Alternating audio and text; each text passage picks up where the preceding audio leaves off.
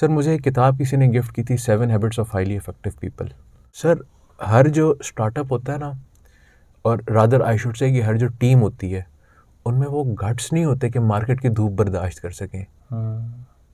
Sir जो incubator होता है ना, ये होता है माँ का आंचल, ठंडा छाँव वाला। जब बंदा निकलता है ना माँ के आंचल से, बाहर जाता है, थप्पड़ पड़ते हैं, तब पता चलता है who is who and what's what. Shoe dog एक किताब है फिल नाइट्स की। Phil Knights is the founder of Nike. Sir वो उसमें कहता है कि फेल फास्ट। उसके बाद वो दिन है, आज का दिन है, मैंने किताब को छोड़ा नहीं है, और ना किताब ने मुझे छोड़ा। सर स्टार्टअप में पीएन से लेके सीईओ तक आप हैं। सर हर जो स्टार्टअप है ना, जब तक वो कागज़ पे होता है ना सर, वो एक यूनिकॉर्न होता है, बट जब वो मार्केट में जाता है तब पता चलता है कि इसका पोटेंशियल क्या है। अस्सलाम वालेकुम everyone, welcome back to another episode of profile. और प्रोफाइल की आज के एपिसोड में जो हमारे साथ प्रोफेशनल हमारे ख़ास मेहमान मौजूद हैं, director entrepreneurship at innovator garage, startup ecosystem के ऊपर, कम्युनिटी बिल्डिंग पर बहुत ज़्यादा काम कर रहे हैं। स्टार्टअप वर्ल्ड कप जो पाकिस्तान में होता है उसके कंट्री मैनेजर हैं मिस्टर अहमद मुज्तबा खान साहब। अस्सलाम वालेकुम ज़ीशान। वालेकुम अस्सलाम एंड अस्सलाम वालेकुम ऑडियंस। अच्छा, आज के इंटरव्यू में जो चीज़ हमने कवर करनी है, इनकी ज़िंदगी के बारे में हम जानेंगे, इनके लर्निंग प्रोसेस के बारे में हम जानेंगे, कौन सी चीज़ इनको इंस्पायर करती है, इनकी स्ट्रगल, इनकी सक्सेसेस के बारे में हम जानेंगे। सबसे पहले अहमद साहब, थैंक यू सो मच कि आपने अपने बिजी शेड्यूल में से इस इंटरव्यू के लिए टाइम निकाला, हमें ज्वाइन किया। आपका शुक्रिया ज़ीशान कि आपने मुझे ये मौका दिया कि मैं आ सकूं। जो मेरी लर्निंग्स हैं, जो मैंने सीखा, वो मैं आपके साथ, आपकी ऑडियंस के साथ शेयर कर सकूं। So thank you for the opportunity. Player start from the start, हमारी ऑडियंस को अहमद साहब अपने थोड़ा सा बैकग्राउंड के बारे में बताएं, अपनी चाइल्डहुड मेमोरीज के बारे में बताएं। जी सर, जैसे आपने बताया कि the name is Ahmad Mujtaba Khan ji, and right now I am serving as director entrepreneurship at innovators garage. Innovators garage जो है ये बेसिकली एक इनोवेशन मैनेजमेंट है। एंड अगर मैं सादा से अल्फाज में आपको बताऊँ ना, तो what we are doing is we are connecting Silicon Valley to the Indus Valley. ये हो गया प्रोफेशनल इंट्रोडक्शन। चाइल्डहुड की तरफ आते हैं। Sir I belong to village in Taxila, और जैसे कि हमारे जो रूरल इलाके हैं उनमें पढ़ाई लिखाई का इतना रवाज है नहीं। सो मेरे जो वालिदैन थे, मेरे parents, they move to Abbottabad just for my education. And I have done my O levels from Army Burn Hall, और मैंने ए लेवल्स किया रूट से। उसके बाद मैंने ACC किया London school of business and finance से।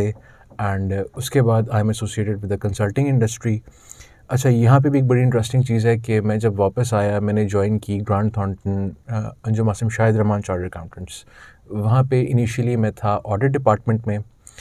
अच्छा, ऑडिट के साथ अपनी कुछ बनी नहीं, क्योंकि नंबर्स थे और ना लोगों के साथ केमिस्ट्री मैच हो रही थी, ना काम के साथ आ रहा था। तो I went to our director, Khalid Safdar sahab नाम था उनका। सर आई रिक्वेस्टेड हिम कि जी मुझे आप कंसल्टिंग डिपार्टमेंट में मूव कर दीजिए। So I move to consulting department, और उसके बाद से फिर कंसल्टिंग ही चल रही है, चाहे वो मैनेजमेंट कंसल्टिंग हो, management consulting plus executive education हो, या फिर अब एंटरप्रेन्योरशिप हो। सो कंसल्टेंट हूँ जी। अच्छा अहमद साहब, किस चीज़ ने इंस्पायर किया आपको कि आप ये स्टार्टअप और एंटरप्रेन्योरशिप वर्ल्ड में? किस चीज़ ने इंस्पायर किया सर? किस चीज़ ने या किसने इंस्पायर किया? मैं आपको दोनों का आंसर देता हूँ। सर मेरा जो नॉर्थ स्टार है, he is sir Richard Branson. He is a free spirit जी, एडवेंचरर है, घूमता है, ट्रैवल करता है, बिजनेस करता है। मतलब मेरे अंदर भी ये जरासीम मुझे फील होते थे कि जी फिरना टुरना चाहिए, कुछ नया होना चाहिए। सो कंसल्टिंग में तो मैं था ही था, and I was working with रिफा university. रिफा university का बिजनेस यूनिट है मैक्स स्ट्रैटेजी। वो वहाँ पे हम मैनेजमेंट कंसल्टिंग भी कर रहे थे और एग्जीक्यूटिव एजुकेशन में भी काम कर रहे थे। That is where I met mister Imran Jatala. Imran sahab जो हैं, उस टाइम पे इनकी ऑर्गेनाइजेशन थी Centre for Global Innovators, and he was working with the startup ecosystem. Hot price को ये लेके आए हुए थे पाकिस्तान में। सो वहाँ पे मुझे लगा कि हाँ यार, अब ये नया है, क्योंकि जो एपेटाइट थी ना मैनेजमेंट कंसल्टिंग के लिए, वो हो गई थी पूरी। सो ये मुझे लगा यार कुछ नया है, एक एडवेंचर होगा, नए प्रॉब्लम्स होंगे, नई तरह से सोचेंगे, नए लोगों से मिलेंगे, नई नई इंस्पिरेशंस होगी, कुछ नया सीखेंगे, कुछ नया करेंगे। सो मेरे जो सारे वो चीज़ थी, रिचर्ड ब्रांसन वाली चीज़ की, ही इज़ एन एंटरप्रेन्योर, तो मुझे भी एक मौका मिल रहा था स्टार्टअप्स के साथ काम करने का, वो टिक था। फिर जी I am a very solution oriented person, कि मुझे मसला हल करके बड़ा मज़ा आता है। सो वो चीज़ भी यहाँ पे टिक थी।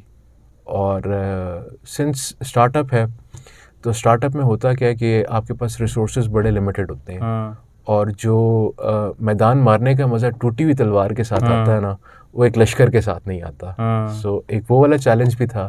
So that is how I came into this ecosystem, और उसके बाद हम अब तो इस इकोसिस्टम के ही हो गए। साहब आपकी मैंने प्रोफाइल स्टडी की है, एक कंसेप्ट के ऊपर आप बहुत ज़्यादा बिलीव करते हैं, वो जापानीज कंसेप्ट है kaizen, learning, unlearning and relearning. इसके बारे में थोड़ा सा हमारी ऑडियंस को बताएं और इसको थोड़ा रिलेट करें हमारे साथ। जी बिल्कुल, ठीक हो गया सर। सर काइजन का मतलब होता है constant gradual small improvements. Sir आप अगर एक काम कर रहे हैं ना, there is always room for improvement. आप उसको मज़ीद बेहतर तरीके से कर सकते हैं, और आपको करना चाहिए अगर आप रेलेवेंट रहना चाह रहे हैं।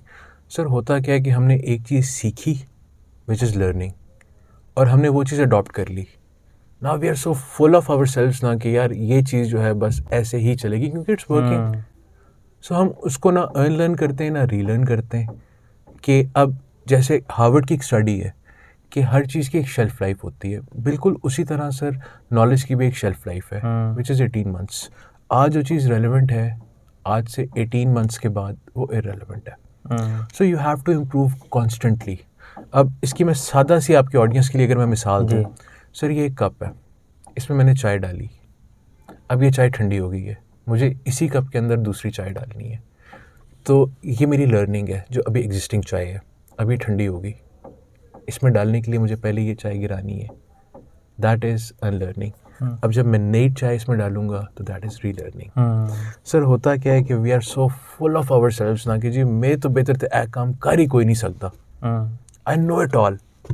जब आप इस पॉइंट पे पहुंच जाते हैं ना सर अपनी ज़िंदगी में, तो आप वो खपती इंसान बन जाते हैं जिसे आप अपने यूथ में पूरा कह रहे होते हैं कि यार कोई इंसान है, ये क्या कर रहा है, बट आप खुद उसमें ट्रांसफॉर्म होना शुरू हो गए हैं। You reap you rot. So आपका अगर आप उस पॉइंट पे है ना कि जी आप इम्प्रूवमेंट्स नहीं लेके आ रहे अपने अंदर, तो आप नीचे जा रहे हैं, you are declining. Sir it's like a race कि जिसमें आपने आगे बढ़े दूसरे से, आप दूसरे से आगे हैं, लेकिन आप वहाँ पे रुक गए। अब जहाँ पे आप हैं आप वहीं पे हैं, बट जो दूसरा है वो पीछे से आ रहा है, और जब वो आपको क्रॉस कर जाएगा सर तो आप पीछे रह जाएंगे रिलेटिवली टू हिम। कंपटीशन बहुत है। सो अगर आपने इस कंपटीशन में रेलेवेंट रहना है, you want to be in the game, not just professionally, personally as well. अगर आप में वो जुस्तजू नहीं है एक बेहतर इंसान बनने की, तो sir you are not going anywhere. इंसान अशरफुल मखलूक़ात है, इंसान को अल्लाह ने अपना नायब कहा है, तो सर इसके साथ कम्स अ ग्रेट रिस्पॉन्सिबिलिटी ना। वो रिस्पॉन्सिबिलिटी पूरा करने का तरीका फिर यही है कि इम्प्रूव योर सेल्फ। अब मैं रिलीजियस एंगल से भी इसको थोड़ा सा एड्रेस कर दूँ। सर हम मुसलमान हैं, आप मुसलमान तब हो सकते हैं जब आप इंसानों में बेहतरीन इंसान हो। बेहतरीन इंसान बनने का क्या मतलब है? Constant improvement. सर एम साहब लर्निंग के साथ जो लिंक है बुक्स का भी है। आपने जैसे 300+ बुक्स रीड की हैं पर्सनल डेवलपमेंट के ऊपर, और आपकी एक नॉर्मली ये है कि मैं अपने सर्कल की बात करूँ तो नहीं पढ़ते बुक्स, रीडिंग का इतना शौक़ नहीं है। ऐसे ही तो कैसे रीडिंग का शौक़ हुआ? फेवरेट बुक्स अगर बताना चाहें अपनी बताएं। वेरी इंटरेस्टिंग क्वेश्चन जी, एंड आई होप कि घर से ज़्यादा छंट परेड नहीं होगी इसके जवाब में। वैसे इसका जवाब ऑफ रिकॉर्ड आपने दे दिए हैं। बिल्कुल ऐसे ही है। अल्फाज का चुनाव मैं डिफरेंट रखूँगा इस दफ़ा। तो सर होता ये है ना कि हर लड़के की ज़िंदगी में एक मकाम आता है जब वो एक दोराहे पे खड़ा होता है। उस दोराहे पे जब वो खड़ा होता है तो या वो जाता है जिम की तरफ, या वो जाता है सेल्फ सैबोटेजिंग एक्टिविटीज़ की तरफ कि जो उसके लिए बहुत ही नुकसानदेह होती हैं। सर अल्हम्दुलिल्लाह वही मकाम मेरी ज़िंदगी में भी आया था। अल्हम्दुलिल्लाह इसलिए कह रहा हूँ सर कि वो जो मोमेंट्स होते हैं वो बड़े पेनफुल मोमेंट्स होते हैं, और ये पेन होता है, ये मौलाना रूमी कहते हैं कि जो दर्द होता है ना सर, ये आपका दिल खोलता है।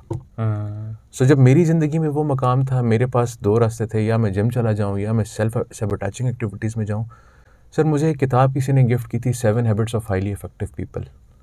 वो किताब मेरे सामने रखी हुई थी, मैंने उसको खोला, इंट्रोडक्शन पढ़ा, उसका प्रीफेस पढ़ा, पहले चंद सफ़े पढ़े, बहुत इंस्पायर हुआ।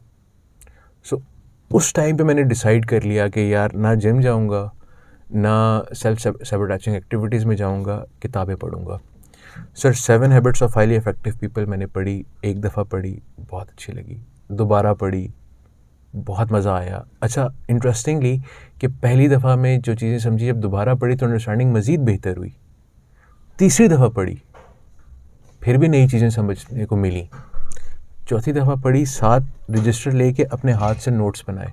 जो फेवरेट कोट्स अच्छे लग रहे थे, वो नोट किए, क्योंकि हमारी जो फिंगर टिप्स हैं सर, इनका हमारे ब्रेन के साथ कनेक्शन है।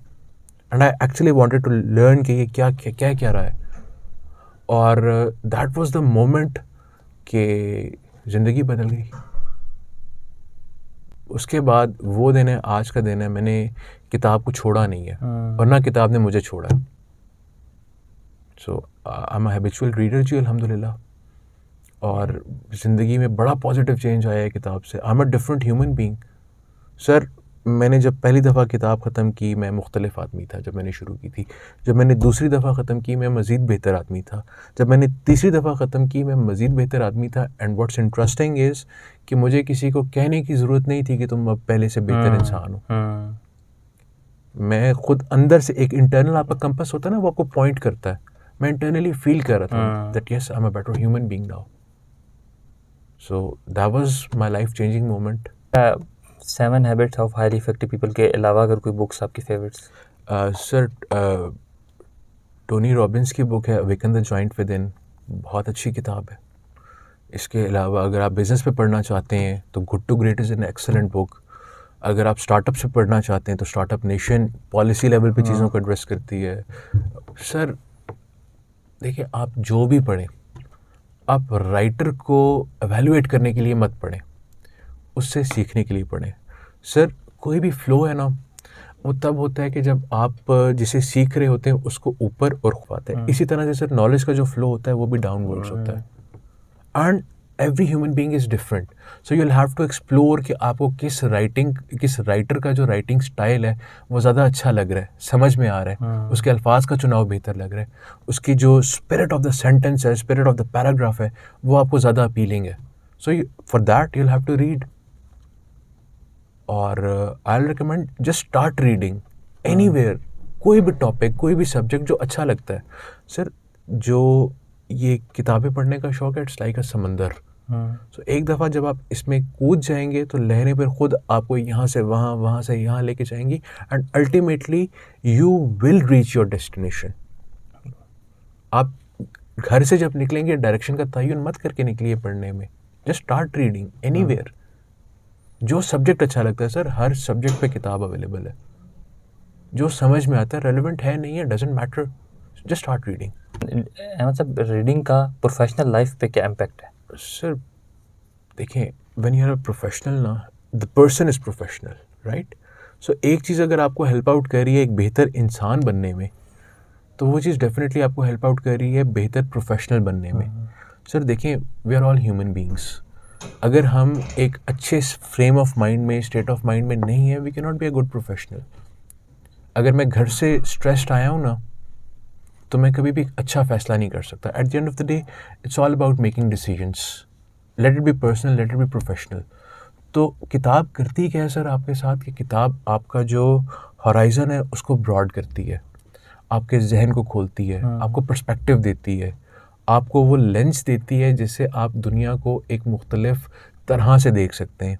सर इस टाइम पे अगर आप काली ग्लासेस लगा लेते हैं तो आपको सब काला नज़र आएगा। सिमिलरली अगर आपकी सन ग्लासेस का कलर ग्रीन है तो एवरीथिंग वुड अपीयर ग्रीन। किताब आपको वो लेंस देती है, वो पर्सपेक्टिव देती है। सो आपको प्रोफेशनली वो बेहतर इस तरह से करती है कि नंबर 1 आप as a human being improve कर रहे हैं। नंबर 2 सर, जो पर्टिकुलरली बिजनेस रिलेटेड बुक्स हैं उनमें बिजनेस के डायग्नोस्टिक्स होते हैं। मिसाल के तौर पे मैंने अभी कोट किया गुड टू ग्रेट को। सर गुड टू ग्रेट में ऑथर ने वो कंपनी स्टडी की हैं जो पिछले कुछ अरसे से कंसिस्टेंटली फॉर्च्यून 500 कंपनीज में आ रही हैं, और उसने वो ट्रेड्स लिस्ट डाउन किए कि अगर एक कंपनी में ये चीज़ हो रही है, so it is going to outperform the market. So उसमें वो आपको वो पर्सपेक्टिव आएगा। तीसरी चीज़ सर, हर किताब में चाहे वो फिक्शन हो चाहे वो पर्सनल डेवलपमेंट पे हो, उसमें स्टोरीज कोट हुई होती हैं। स्टोरी से होता क्या है सर, जब आपका जो ब्रेन है इट वर्क्स विद रेफरेंसेस। अगर किसी चीज़ में कोई रेफरेंस नहीं है तो यू विल गो ब्लैंक। उसमें वो आपको रेफरेंस मिलता है कि अच्छा मैंने फ़लाँ किताब में पढ़ा था, ये चीज़ इस तरह से हुई थी तो उसने ऐसे किया था तो उसका ये रिज़ल्ट था। अगर आपको वो रिज़ल्ट चाहिए तो आप वही स्ट्रैटेजी इम्प्लीमेंट करेंगे। अगर डिफरेंट रिज़ल्ट चाहिए तो आपको ये पता है कि यार this thing is not going to work. So you know, आपके पास वो धागे का जो सिरा होता है वो आ गया। बेसिकली होता ही है ना कि आपका you are a human being. So आपकी जो किताब है वो आपको as a human being impact करिए। So you are the only constant in your personal life and in your professional life. So क्योंकि आप एज अ इंसान ग्रो कर रहे हैं तो एट द सेम टाइम उसी प्रोपोर्शन से आपने पर्सनली भी ग्रो करना है और प्रोफेशनली भी ग्रो करना है। Better human being, better personal life, better professional life. अच्छा मैं सब आपने जिस तरह थाउजेंड्स प्लस स्टार्टअप्स को कंसल्ट किया है और स्टार्टअप इकोसिस्टम के ऊपर बहुत ज़्यादा आप काम कर रहे हैं, एक कॉमन पैटर्न सक्सेसफुल स्टार्टअप्स में आपने नोट डाउन किया हो सर क्या? सर देखिए, स्टार्टअप है, कोई भी स्टार्टअप है सर, बेजान चीज़ है ना जी। स्टार्टअप में जान तो नहीं है, ज़िंदगी तो नहीं है। स्टार्टअप में ज़िंदगी कौन डालता है? टीम डालती है। सर वो स्टार्टअप्स कामयाब होते हैं जिनकी जो टीम होती है वो स्ट्रांग होती है। वो घर से ना वो कश्तियाँ जला के आए होते हैं कि जी हमने सक्सेसफुल होना है। सर हर जो स्टार्टअप है ना, जब तक वो कागज़ पे होता है ना सर, वो एक यूनिकॉर्न होता है। बट जब वो मार्केट में जाता है तब पता चलता है कि इसका पोटेंशियल क्या है। मार्केट में कोई भी आइडिया जब जाता है, कोई भी बिजनेस मॉडल जब जाता है सर, आगे से थप्पड़ पड़ता है। स्टार्टअप्स वो सक्सेसफुल होते हैं ना जिनमें वो हिम्मत होती है कि वो थप्पड़ खा के वापस आते हैं, तैयारी करते हैं, वापस जाते हैं। अच्छा, हमारे स्टार्टअप इकोसिस्टम में एक चीज़ और सर, कि बच्चे यहाँ पे दो वजह से आते हैं। कुछ लोग वो होते हैं जो वाकई में ना, जिनके अंदर वो भूख होती है कुछ करके दिखाने की, कुछ बनने की। कुछ हमारा जो इकोसिस्टम है अल्हम्दुलिल्लाह बड़ा ग्लैमरस है। कुछ बच्चे, कुछ स्टार्टअप्स यहाँ पे सिर्फ ग्लैमर के लिए आते हैं। सिर्फ ग्लैमर है ना, आपने ना इंटर्नशिप की ना कुछ किया, आप डायरेक्टली CEO हो गए, CTO हो गए, फाउंडर हो गए, कॉन्फ्रेंसेस में जा रहे हैं, बैठ के बातें कर रहे हैं। अच्छा, तो आप डिपेंड करता है कि आप किस नीयत से आए हो। सक्सेसफुल वो होता है जो काम करने के लिए आता है, जैसे ये पता है कि मैं काम करूँगा। सर स्टार्टअप में PN से लेके CEO तक आप हैं। अगर आपको ये चीज़ पता है और आप अपने गेस्ट को खुद चाय सर्व करने के लिए तैयार हैं तो you can be successful. But अगर आपको ये है कि जी करोला गाड़ी में बैठ के जाऊँगा, ऑफिस होगा, ऑफिस के बाहर सेक्रेटरी बैठी हुई होगी या बैठा हुआ होगा, you not going anywhere. Struggle करने का हौसला, appetite to endure failure. Fail आपने होना है और इसमें कोई बुरी बात नहीं है। आपने उस फेल्योर को डील कैसे किया, हैंडल कैसे किया, दोबारा क्या तैयारी की, वापस गए, क्या किया, दैट्स व्हाट मैटर्स। एम साहब, जैसे अभी अपने सक्सेसफुल स्टार्टअप का एक पैटर्न बताया कि टीम्स अच्छी हों तो, और CEO की जो मेंटालिटी है, इंटेंट, यस, कि वो हर तरह काम करने के लिए भी तैयार हो, टेक 100% रिस्पॉन्सिबिलिटी। तो इसी तरह आपके ख्याल से कौन से ऐसे कॉमन चौक होल्ड हैं स्टार्टअप्स में जो स्टार्टअप्स फाउंडर स्टक हो जाते हैं, ग्रोथ नहीं कर पाते, सस्टेन नहीं कर पाते, स्केल नहीं कर पाते? Sir to name just one, funding. पैसे होंगे तो मैं ये करूँगा। अच्छी सी पिच बना ली, टीम बना ली, बातें शातें कर ली, काम नहीं किया। हम अभी इंटरव्यू शुरू होने से पहले जैसे बात कर रहे थे कि आपको चैलेंजेस थे, चैलेंजेस आज भी अपनी जगह पे हैं, लेकिन आपने शुरू कर दिया अपना काम। अब अगर आप वेट करते कि जी ये होगा तो फिर ये होगा, फिर मैं जाऊंगा, कागज़ उठा के आप लेके फिर रहे होते कि जी देखिए मैं कर सकता हूँ, किसी ने बिलीव नहीं करना था। सर आज आपने सोशल प्रूफ क्रिएट कर दिया ना ये चीज़ करके, कि डिस्पाइट ऑफ दोज चैलेंजेस आपने वो करके दिखा दिया। सर किसी भी चीज़ को प्रूव करने का बेहतरीन तरीका होता है वो करके दिखा दिया जाए।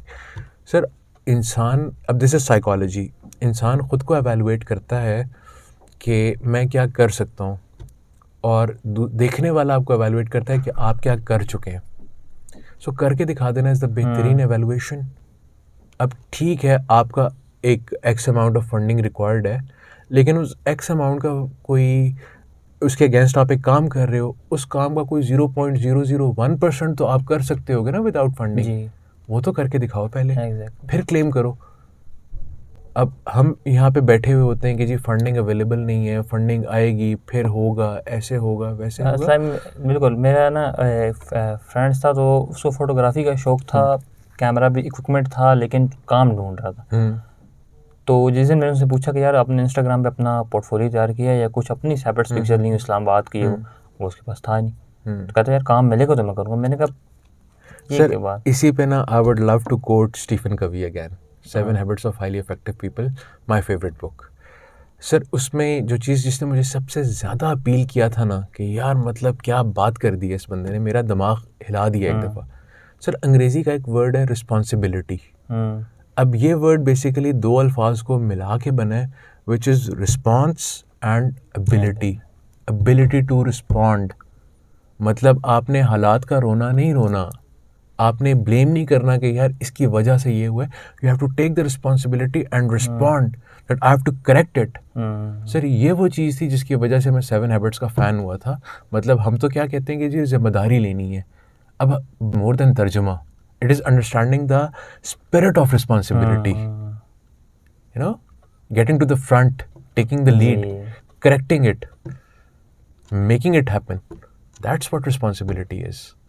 अच्छा अहमद साहब, व्हाट्स अबाउट इंक्यूबेशन? आप जिस तरह आप स्टार्टअप्स को कंसल्ट कर रहे हैं तो 1 साल के लिए वो एक किसी भी इंक्यूबेशन सेंटर में स्टार्टअप रहता है, कलरफुल चेयर्स, मेंटोर्स आ रहे हैं, एक बड़ा लग्जरी इन्वायरमेंट, और इस तरह साल के बाद जब बाहर मार्केट में जाते हैं तो वो चीज़ उस तरह का इन्वायरमेंट नहीं होता, वैसा ऑफिस नहीं होता, वो चीज़ नहीं होती।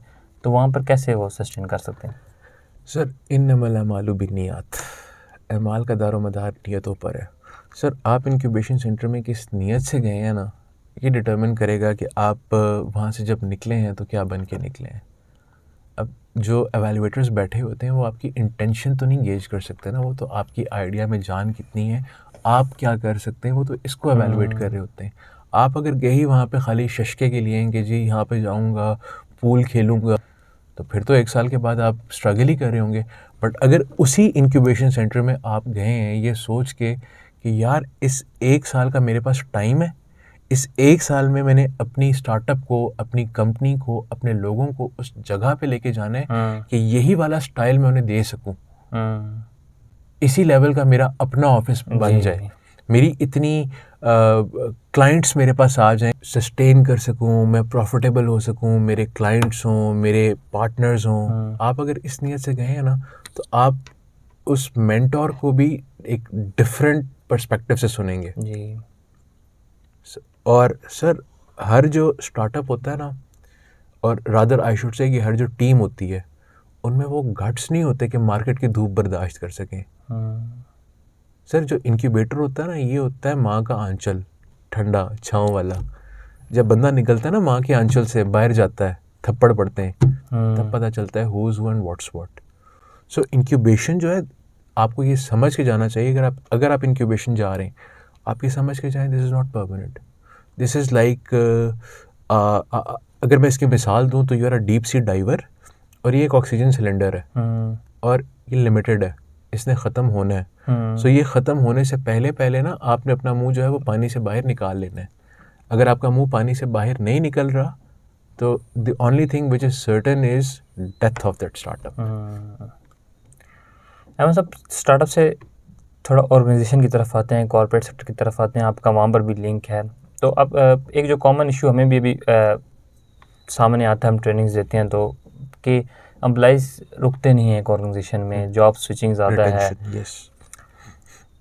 क्या रिकमेंड करते हैं, कौन से ऑर्गेनाइजेशन लेवल पे चेंजेस हों कि एम्प्लॉइज़ स्टे करें ऑर्गेनाइजेशन में ज़्यादा देर? Sir give them a reason to stay, that's the first thing.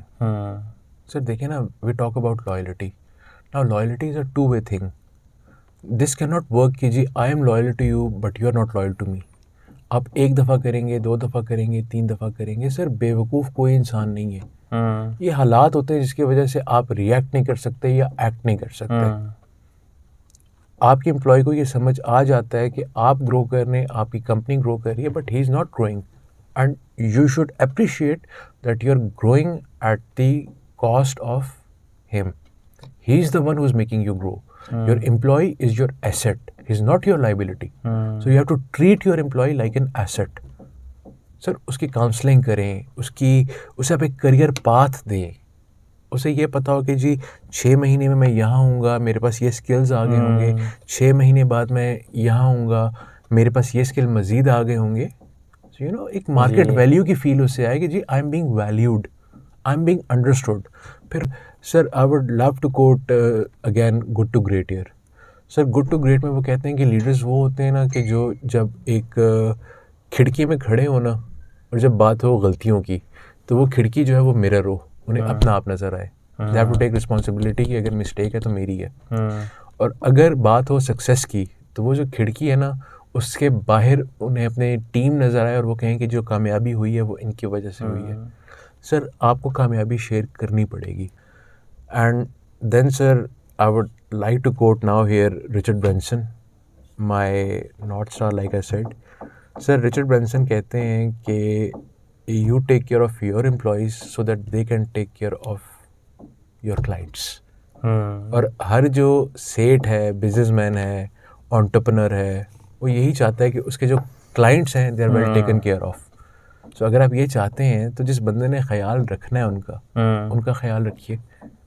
देखिए बात ये है कि आपका जो एम्प्लॉय है he is a human being, so you have to treat him as an human being. And human beings का जो रिलेशनशिप होता है that's a two way thing. This can not happen that I am kind to you and you know you are unfair to me. मैं sir I will not quote the organisation, ठीक है, मैं एक interview देने गया वहाँ पे. सो वहाँ पे सवाल हुआ कि जी अगर लेट सेटिंग होती है तो आपको कोई प्रॉब्लम तो नहीं है. तो आई सेड जी इफ़ देयर इज़ वर्क तो naturally I will have to stay, I understand this, I am mature enough for this.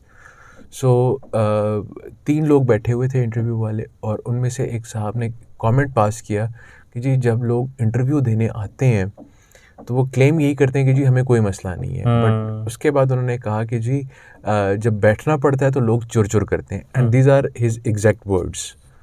मुझे बड़ा चुभी उनकी बात. अब मुझे साइकोलॉजी का भी बड़ा शौक़ था पढ़ने का. तो आई रिस्पॉन्डेड कि जी देखिए बात ऐसे है कि यार राइट लोग करते हैं बट आपकी रिक्वायरमेंट है कि 6 या 7 बजे के बाद बैठा जाए क्योंकि काम है. बंदा बैठा. सर वही बंदा जो है किसी दिन उसके घर से भी 10 बजे 11 बजे 12 बजे कॉल आएगी कि यार एक इमरजेंसी है आ जाओ, किसी की डेथ हो गई है, कहीं जाना है, कोई बीमार है. सो आप उसके साथ कैसा बिहेव करते हैं उस दिन ये डिसाइड करेगा कि जब आपको उसकी ज़रूरत है तो वो कैसे बिहेव करता है. At the end of the day sir mix and match हो रहा होता है. You have to meet everyone half way. आप if you are kind to someone he will be kind to you. If you are unfair to someone, he'll be unfair to you. And if you're the employer and you keep on being unfair, he'll switch at the first opportunity. Why not? Sir कभी अपने गिरेबान में भी झांकना चाहिए. और ये मैं दोनों को कहूँगा, एम्प्लॉयज़ को भी और एम्प्लॉयर्स को भी, कि दोनों अपने अपने गिरेबान में झांकें. सर देखिए सिस्टम तब ठीक होता है ना जब हर इंडिविजुअल या सिस्टम का जो कंपोनेंट है वो अपनी अपनी जिम्मेदारी का एहसास करे, उसको समझे जी. So this is the way forward.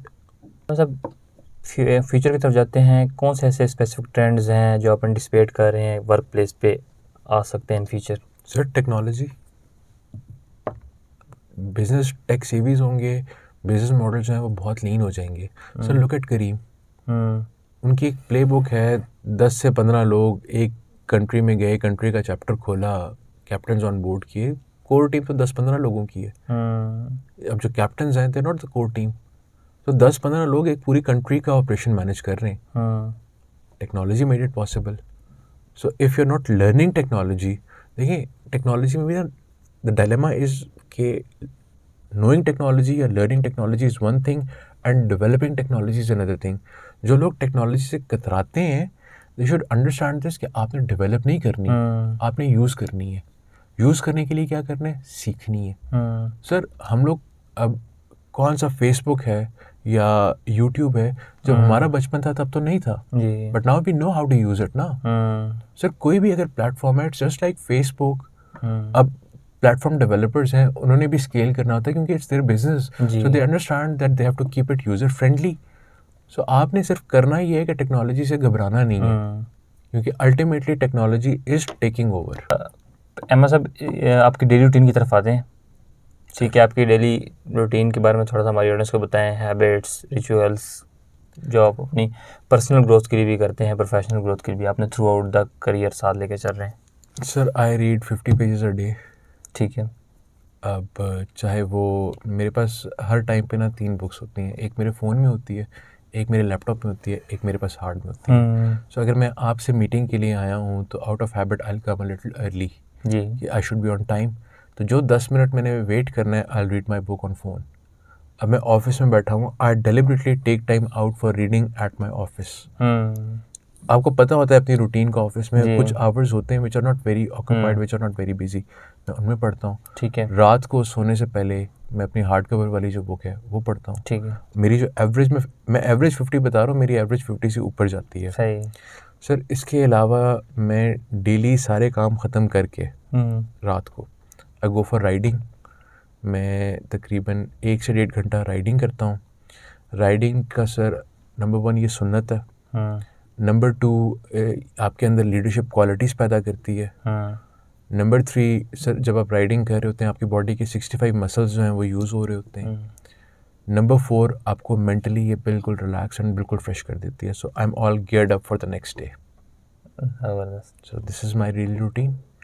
अच्छा, कोई ब्लॉग, आर्टिकल अपनी लर्निंग के लिए, आप बुक्स का तो आपने बता दिया, बिल्कुल। चैनल है जहाँ से आप मतलब अपनी लर्निंग के प्रोसेस को। सर अच्छा, आई फॉरगॉट टू मेंशन, मैं 3 ब्लॉग्स भी पढ़ता हूँ दिन के। ठीक है। ये भी मेरा रिचुअल है। ठीक है। सो मैं ब्लॉग सर मीडियम पढ़ता हूँ, INC के ब्लॉग्स हैं, HBR है, इकोनॉमिस्ट है। सर बात ये है कि हमारी जो लर्निंग है ना उनमें इतना ज़्यादा गैप मौजूद है ना कि आप ये ना सोचें कि मैं सबसे अच्छा ही लिखा हुआ पढ़ रहा हूँ। आप अगर कुछ भी पढ़ रहे हैं ना तो that is contributing to you. ठीक है, आप सिंपल गूगल में एक पर्टिकुलर टॉपिक जो आपको अपनी कमियां इंसान को खुद पता होती हैं जी। सो आप किसी भी पर्टिकुलर चीज़ को गूगल कीजिए, उस पर जो पहला लिंक आता है आप वही पढ़ लीजिए। ठीक है। क्योंकि गैप इतना ज़्यादा है ना सर कि any contribution is good. Sir अब आप देखिए ये जो किताब होती है या ब्लॉग्स हैं, हम अपनी डाइट के बारे में बड़े कॉन्शियस होते हैं कि जी ये खाऊंगा तो इससे जो है मेरी बोन्स को मिलेगी, ताकत मिलेगी, ये खाऊंगा तो मेरा जो खून है वो साफ़ होगा, ये चीज़ जो है मेरी स्किन के लिए बेहतर है, ये चीज़ मेरे बालों के लिए अच्छी है। सर उसी तरह से ना जितने अखरोट ज़रूरी, अखरोट और बादाम ज़रूरी ना दिमाग के लिए, रीडिंग भी उतनी ही ज़रूरी है सर। ये बेसिकली आपकी जहन की खुराक है कि it keeps your brain in shape. Reading, अब वो चाहे किसी भी फॉर्म में हो। ठीक है, आप ब्लॉग पढ़ रहे हैं, आप किताब पढ़ रहे हैं। सर अगर आपको ये लगता है, बात ये कि अब तो नॉलेज इतनी अवेलेबल है और इतनी एक्सेसिबल है कि अगर आप किताब नहीं पढ़ सकते सर आप उसकी समरी पढ़ लीजिए। समरी नहीं पढ़नी, ऑडियो में सुन लीजिए। ऑडियो के साथ वीडियो चाहिए, वो भी अवेलेबल है। ठीक, बिल्कुल। सो अपने जहन को, जैसे आप अपनी बॉडी को टाइम देते हैं, अपने जहन को भी टाइम दीजिए, अगर बॉडी को टाइम देते हैं तो। और अगर नहीं देते तो प्लीज़ ज़रूर दीजिए। मतलब कुछ बुक्स, ऐप, ब्लॉग रिकमेंड करने हमारी ऑडियंस को, स्टार्टअप फाउंडर्स को, एंटरप्रेन्योर्स को, जिनसे उनकी पर्सनल ग्रोथ भी हो और प्रोफेशनल ग्रोथ भी हो। सर मैं इस पे कोट करूँगा, मैं एक पैनल डिस्कशन का हिस्सा था, एक यूनिवर्सिटी में हो रही थी, तो उसमें जो स्टूडेंट्स थे वो ये बता रहे थे कि जी हमारा करिकुलम अपडेटेड नहीं है, टीचर्स के पढ़ाने का तरीका ठीक नहीं है, कोर्सेज ऑब्सोलीट हैं, ये हो गया वो हो गया। So I asked them a question, a very simple question, कितने लोग हैं जो कोर्सेरा पे रजिस्टर्ड है? Sir out of an audience of let's say 400-500 there were only 4 to 5 students who raised their hands. मैंने उन 5 स्टूडेंट्स से पूछा कि डेली का 15 मिनट, 20 मिनट, आधा घंटा देते हो? Sir none of them raised their hands. Sir knowledge इतना एक्सेसिबल है, इतना अवेलेबल है। सर सबसे बड़ा आपने सोर्सेज मेरे से पूछे, सबसे पहले कोर्सेरा। मतलब ऐसी कोई चीज़ ही नहीं है जो कोर्सेरा पे अवेलेबल ना हो। अच्छा, उसके बाद आप चले जाएं अपने सोशल मीडिया प्लेटफॉर्म पे, आपको अलग से कुछ भी सब्सक्राइब करने की ज़रूरत नहीं है। आप फेसबुक पे जाइए ऑथर्स हैं, सब ऑथर्स के पेजेस हैं, डेली के कोट शेयर हो रहे होते हैं, उनकी यूट्यूब पे जो नई वीडियो उन्होंने अपलोड की है उसका लिंक शेयर हो रहा होता है। अब तो सर टिकटॉक का दौर है, 30-30 सेकंड की वीडियोस आ गई हैं। जो फ़लसफ़ा हमारे दौर में बयान हुआ करता था 1 घंटे में, अब 30 सेकंड्स में अगलों को करना पड़ रहा है। सो इससे ज़्यादा और क्या सिंप्लीफिकेशन चाहिए? इंस्टाग्राम या टिकटॉक हर बंदा यूज़ कर रहा है जी। सर। देखिए, knowledge is everywhere, it all depends upon you sir. बंदा student is ready, the teacher appears. अगर आपके अंदर वाकई में नॉलेज की तलब है तो आपको मेरी रिकमेंडेशन की ज़रूरत नहीं है कि आप यहाँ पे जाइए, यहाँ पे जाइए। आपको खुद पता है आपने कहाँ पे जाना है जी। So if you are actually looking for knowledge, it is in your pocket. Ahmed साहब, आपकी inspiration in the field of learning? My inspiration in the field of learning, interesting question. I will say Steve Jobs. Sir, एक बंदा जो सबसे पहले India आया, उसने सबसे पहला काम ये किया कि ख़ुद को ढूंढा, सेल्फ अवेयरनेस।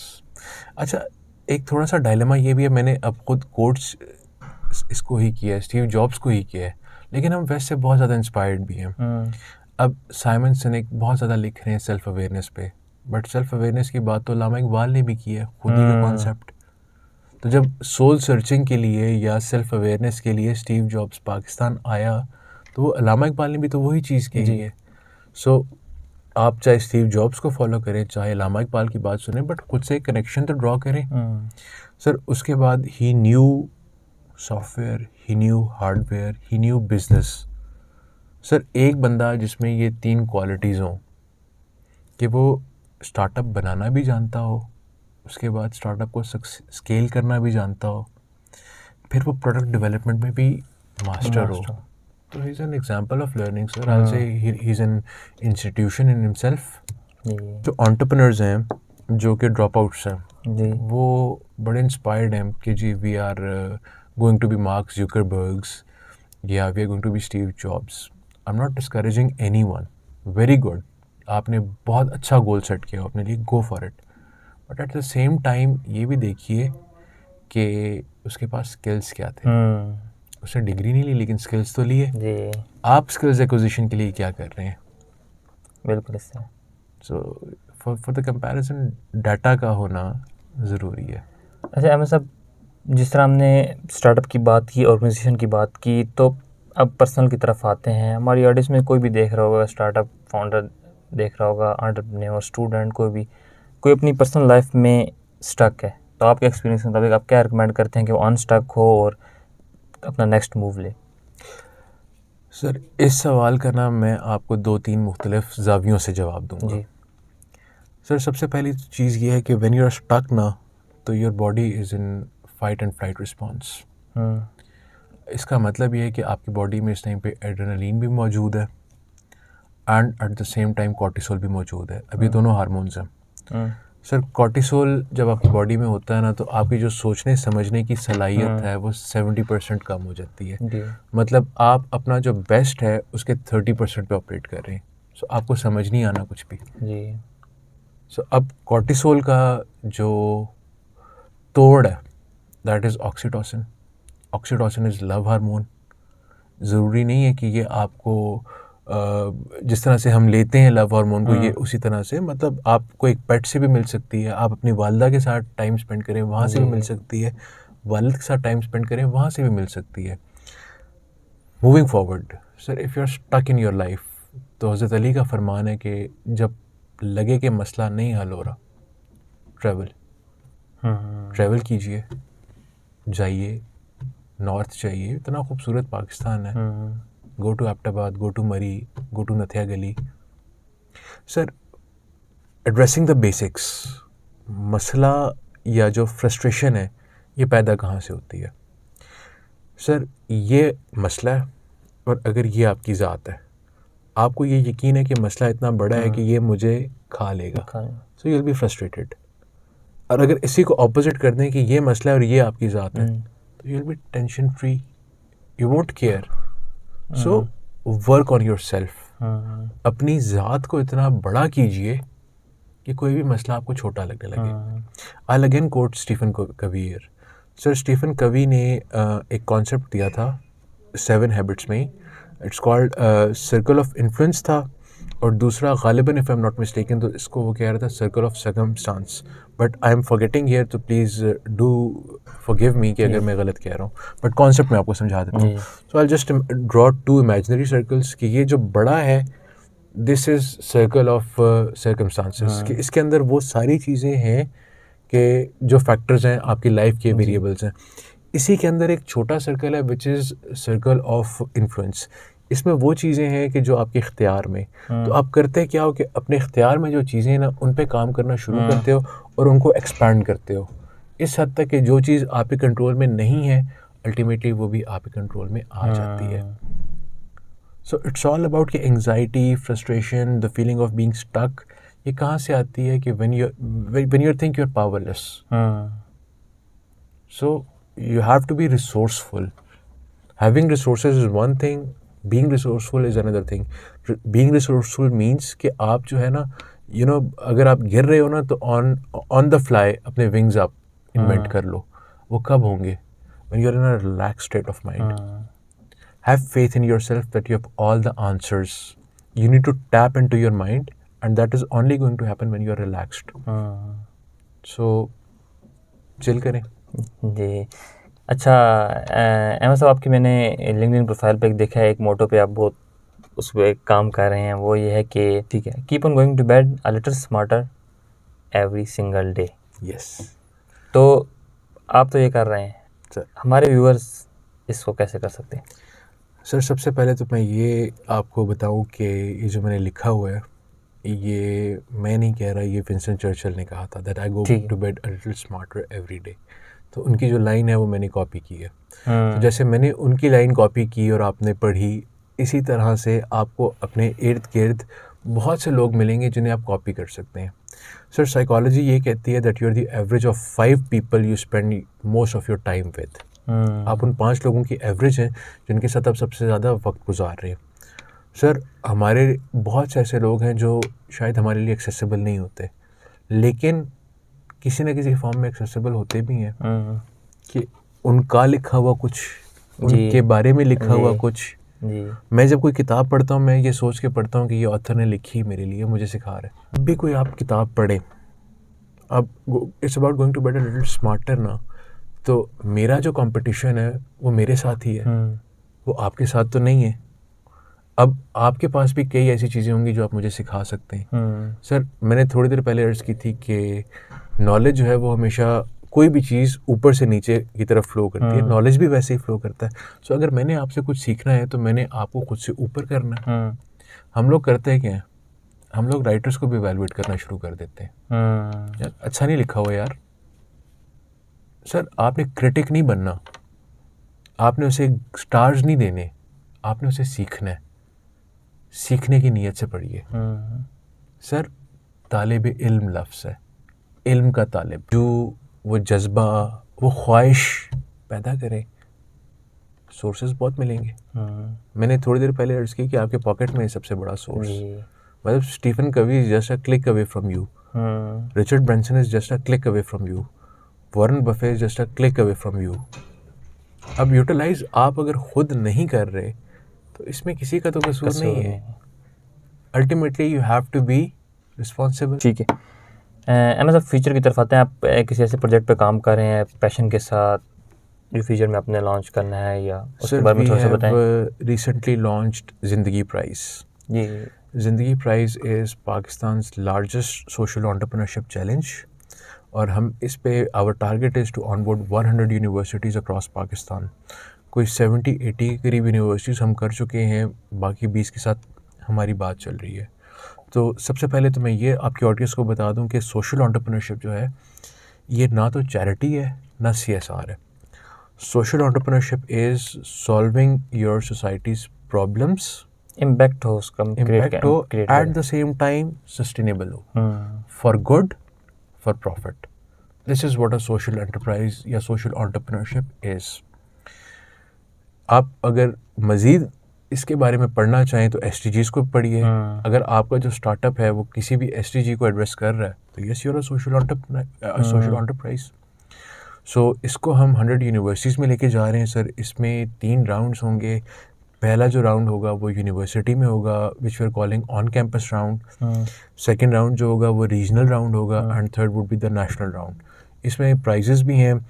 जो कैंपस राउंड का prize money is 30,000 rupees, regional round का it's 1 lakh rupees, and national round का it's 1 million rupees, and this whole thing is being sponsored by JS bank.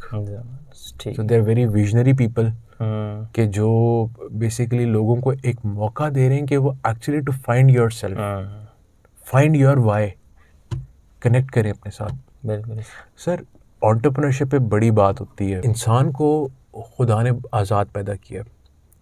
हमारे जो आबा व अजदाद थे, देखिए हम सब आखिर केवमैन की ही औलाद हैं, वो शिकार किया करते थे। Entrepreneurship is the same thing, ये हमारी फितरत में है।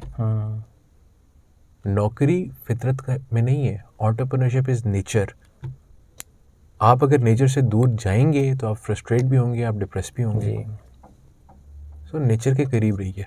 ठीक है। अच्छा, मेरा फेवरेट क्वेश्चन, और आज के अहमद साहब ने अगर अपने यंगर सेल्फ को एक एडवाइस करनी हो तो क्या होगा?